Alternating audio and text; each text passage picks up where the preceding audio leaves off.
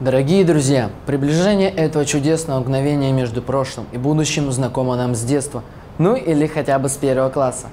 Мы ждем его с радостью, надеждой и волнением, верим в самое лучшее и светлое.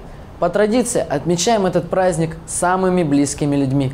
Иногда это наши одноклассники. Сегодня особо хотел бы поздравить тех наших учащихся, которые отмечают праздник в роли школьников в последний раз.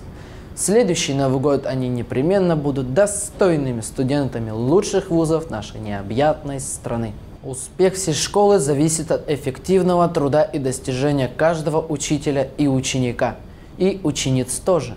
Отдельная благодарность учителям. Их вклад в развитие науки очень важен для России. Самое главное, что наши учителя не пошли по совету Анатолия Дмитриевича в бизнес, а остались верны школе.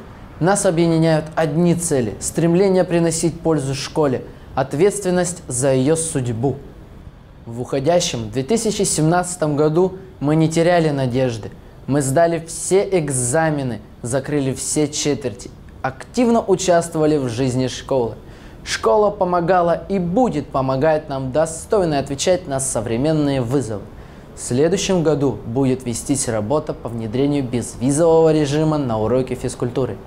Проще говоря, режим будет бессменочным.